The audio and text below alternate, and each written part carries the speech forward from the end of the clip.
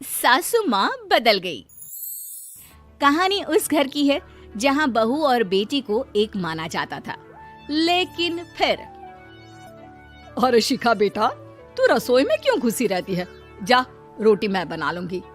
नहीं नहीं माँ जी, आप बैठिए, बस सारा खाना बन ही गया है।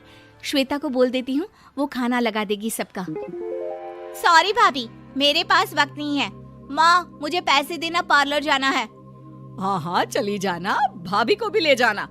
वो भी जाने को बोल रही थी पार्लर, पर पहले ना मदद कर दे उसके खाना लगाने में। देख माँ, वो बहू है, उसे बहू रहने देना, इतना सर पर मत चढ़ा भाभी को। श्वेता, ज्यादा मत बोला कर। बहू और बेटी में कोई फर्क नहीं होता है। जा जाकर काम कर। ननद को माँ का भाभी से इस तरह प्यार करना बिल्कुल अच्छा नहीं लगता। वो बार बार किसी न किसी तरह माँ को भाभी के खिलाफ भड़काती रहती, लेकिन कोई फायदा ना होता। एक रोज, अरे बेटे किशन, जा बहू को कहीं घुमा कर ला, सारा दिन घर में काम करती रहती है। हाँ हाँ माँ, हम लोग जा रहे हैं ना गोवा।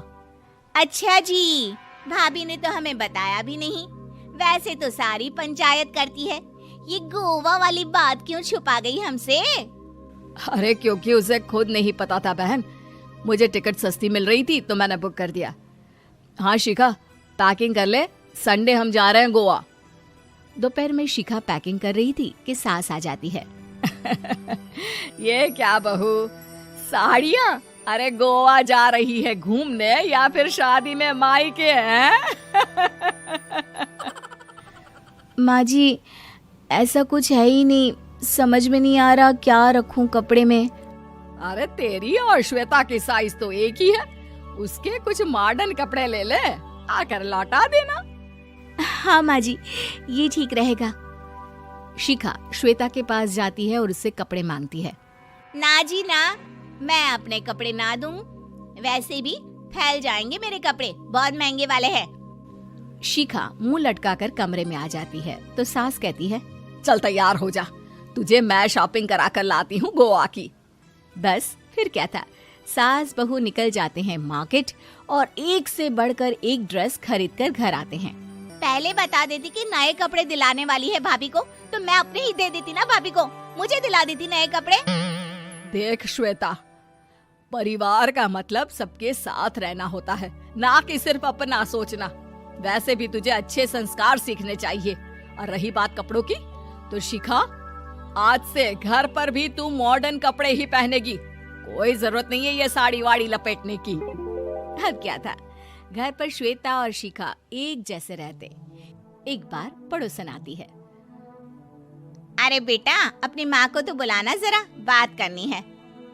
शिखा सास को बताती है और रसोई में चली जाती है। ये आपकी बेटी बहुत बड़ी हो गई है, इसके लिए एक रिश्ता है, कहो तो बता दूं। ये बेटी नहीं बहू है, घर में सब एक जैसा ही रहता है। वैसे मेरी बेटी भी बड़ी हो गई है, कोई रिश्ता हो तो जरूर बताना। पड़ोसन रिश्ता लेकर उन लोगों के घर आती है। तब श्वेता की होने वाली सास कहती है, तो ये घर है, कितने मंजिल का है? और ये बहू ने आपकी क्या पहन रखा है, जीन्स टॉप? अरे भाई, साड़ी वाड़ी नहीं है क्या इसके पास? देखिए, सर्दी है तो साड़ी में बहू कैसे मैनेज करती, वैसे पहनती है साड़ी भी। देखिए, हम लोग ठहरे पैसे वाले लोग, कोई कमी नहीं है हम लोगों के पास पैसों की, बहुत पैसे हैं, जमीन, नौकर चाकर, कार, सब कुछ है, लेकिन घर में संस्कारी बहू चाहिए। समझ रही हैं ना आप? सास कुछ कहती कि श्वेता बोल पड़ती है, हाय रे, नौकर चाकर से लेकर जमीन, कार, पैसा, हाँ हाँ, मुझे रिश्ता मंजूर है, मंजूर है मुझे। अरे रुक जा श्वेता, मैं बात कर रही हूँ ना। देखिए, हम लोगों के घर इतनी आजादी नहीं मिलेगी। अरे हाँ कर देना माँ, हाँ कर दे जल्दी से। सास क्या करती, बेटी की शादी ऐसे घर में कर देती है जहाँ ना उनके विचार मिलते हैं और ना ही आचार। शादी के बाद एक रोज फोन पर, श्वेता बेटा, एक बार घर आ जा, बहुत दिल करता है तुझे देखने का। माँ, वो घर पर बहुत काम होता है, कैसे आऊँ? बड़ा घर है, लेकिन आने जाने वालों की लाइन ही लगी रहती है। बेटा मैं तो जानती थी उस घर का हाल, लेकिन तू ही नहीं मान रही थी। माँ देख, हर घर का यही हाल है। तेरी बेटी को यहाँ घूंघट हटाने की परमिशन नहीं है और एक तरफ भाभी स्कर्ट पहनकर घूम रही है। बेटा मुझे क्या पता था कि मेरी बेटी को ससुराल के नाम पर पिंजरा मिल जाएगा।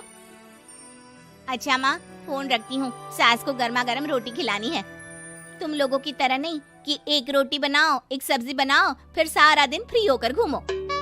सास फोन तो रख देती है, लेकिन सोच में पड़ जाती है कि एक तरफ बेटी जिसे कोई आजादी नहीं, वहीं दूसरी तरफ बहू जिसे देखकर लगता ही नहीं कि उसकी शादी भी हुई है। अगले रोज। शिखा, अरे ओ शिखा। हाँ माँ, क्या हुआ? कुछ चाहिए आपको? मैं जिम जा रही थी। जिम के कपड़ों में बहू को देखकर सास को घूंघट में अपनी बेटी का ख्याल आता है। देख बहू, घर में बहू की तरह रहा कर। इतने टाइट कपड़े पहनकर जिम जाना पसंद नहीं मुझे। जा जाकर रोटी बना। रोटी? माँ अभी तो शाम के 6 बजे हैं, इस वक्त रोटी? अब क्या मेरे खाने पीने पर भी पहरा है? अरे जब मर्जी तब मैं अपने घर में खा भी नहीं सकती क्या? बहू को अजीब लगता है। वो समझ नहीं पाती कि जो सास कल तक इतनी सपोर्टिव थी, उन्हें अचानक से क्या हो गया। वो किचन में जाती है, गरम रोटी के साथ 2 तरह की सब्जी, रायता, सलाद सब लेकर सास के पास आती है। माँ जी, खाना। इतना सारा खाना? राक्षस समझा है क्या मुझे? रोटी मांगी थी मैंने गर्मा गर्म बस।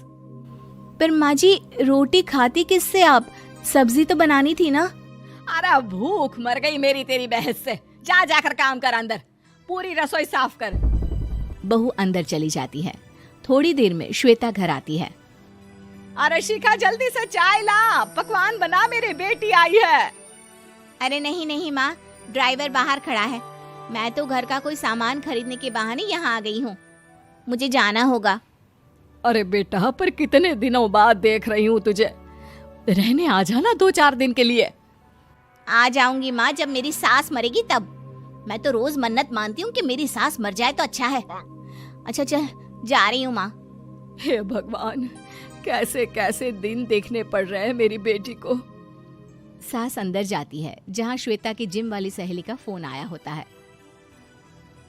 क्या बात है, आज जिम नहीं आई? अरे पता नहीं यार, आज माँ को क्या हो गया अचानक। पर खैर कोई नहीं, लगता नहीं कि मैं अब जिम आ पाऊंगी। शिखा स्पीकर पर बात कर रही थी, जिसे सास सुन रही थी। यार ये सास ना होती ही ऐसी है। मैं तो कहती हूँ बुढ़िया जल्दी मरे और तू आराम से जिए। शिखा को सहेली की बात पर गुस्सा आ जाता है। माँ के मरने की कौन सा बच्चा दुआ मांगता है मोहिनी? आगे से ऐसी बात मेरे सामने मत करना। हमारे घर की शोभा ही माँ है। क्या हुआ जो थोड़ी सख्ती दिखा रही है? उसमें भी कोई ना कोई उनकी भलाई ही होगी। मैं तो कहती हूँ भगवान मेरे जैसी सास सबको दे, जो सिर्फ माँ की तरह है। सास वाली तो कोई बात ही नहीं है उनमें। सास ये बात सुन रही थी। उनकी आंख में आंसू आ जाते हैं कि क्यों वो बेटी की किस्मत में बहू को भी भागीदार बना रही थी। शिखा, अरे ओ शिखा, क्या हो गया? जिम नहीं जाना क्या?